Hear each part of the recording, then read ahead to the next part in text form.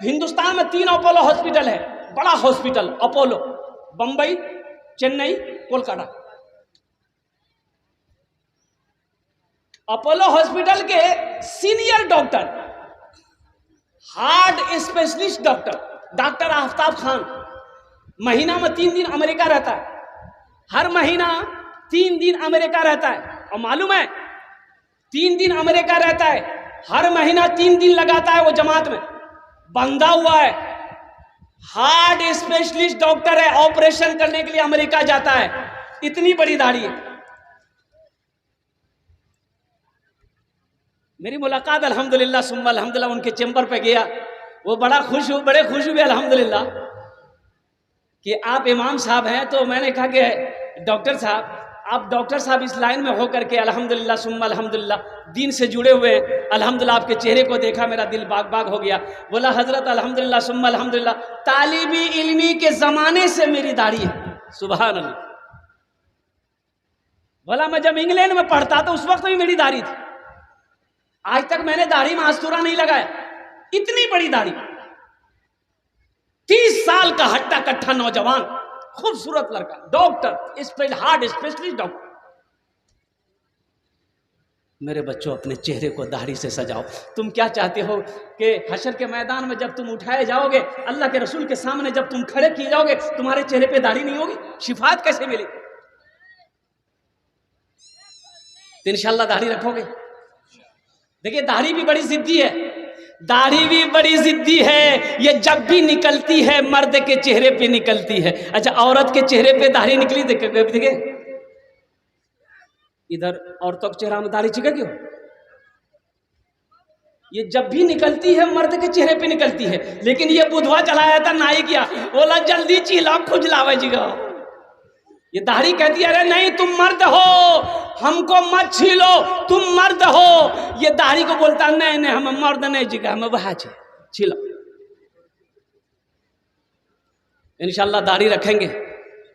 कितने लोग तैयार है? इंशाल्लाह हाथ उठाओ। इंशाल्लाह नौजवानों मेरे बच्चों के दाढ़ी रखेंगे इंशाल्लाह।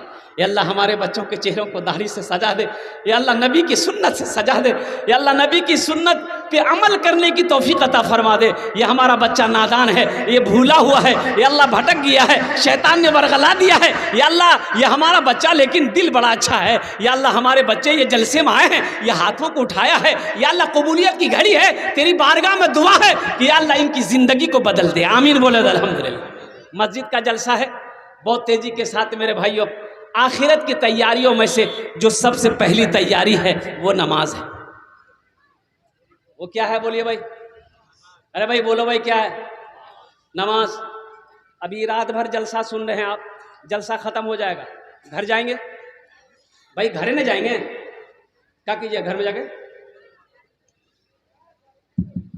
की करो नहीं?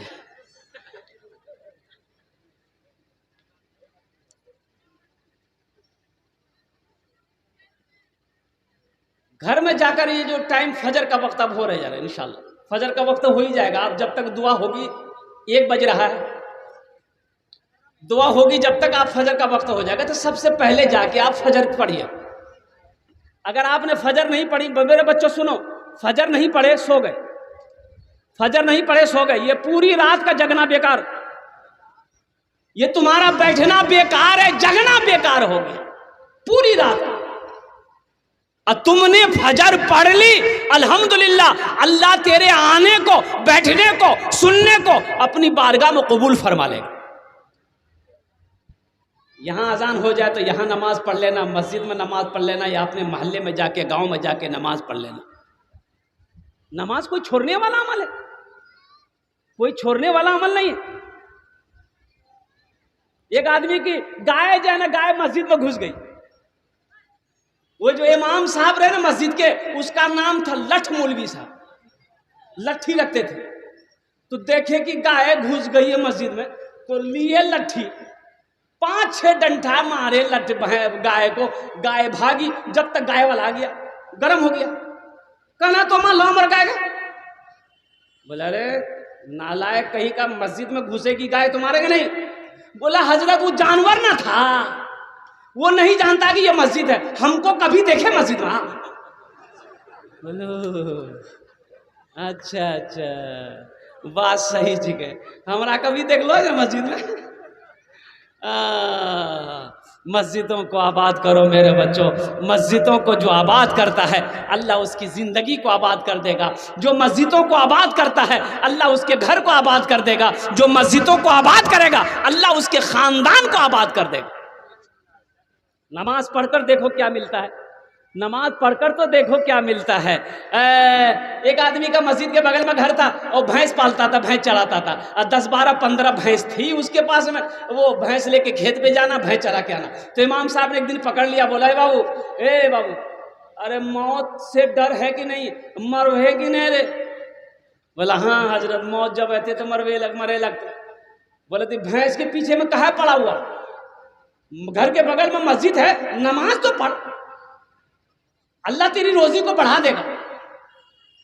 बोला हजरत अल्लाह रोजी को बढ़ा देगा क्या, कैसे बढ़ाएगा? बोला जो तुम भैंस पालते हो ना, अल्लाह दूध में बरकत अता फरमा देगा, ढेरी दूध।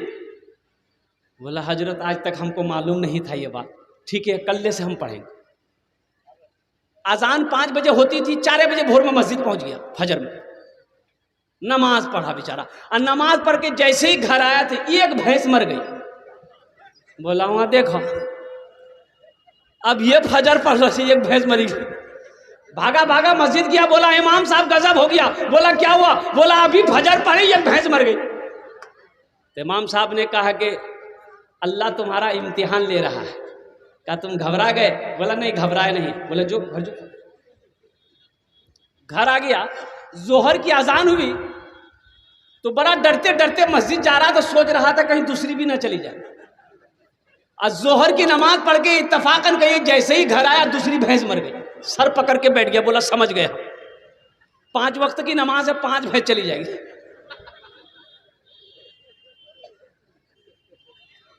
अब भैंस का बच्चा ना बंधा हुआ था, मां मर गई, रो रहा था, चिल्ला रहा था।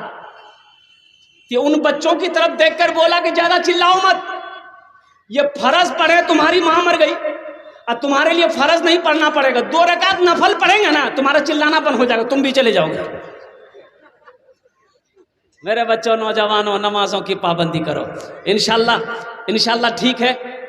आइंदा से गफलत में वक्त गुजरा है, नमाज नहीं पढ़ते थे, भूल भी, अल्लाह के बारगाह में तौबा करना है कि इंशाल्लाह आइंदा ऐसी भूल नहीं होगी। एक वादा करो कि इंशाल्लाह आज की फजर से लेकर मौत की सुबह तक इंशाल्लाह 5 वक्त की नमाज पाबंदी के साथ पढ़ेंगे। मेरा कितना बच्चा नौजवान तैयार है? जरा हाथ उठाओ। इंशाल्लाह पक्का वादा करना है, इंशाल्लाह पक्का वादा करना मेरे बच्चों। नमाज पढ़कर देखो, नमाज में क्या मिलता है, नमाज पढ़कर देखो। नमाज के बोलो ना काज आछे, काज के बोलो आमार नामाज आछे।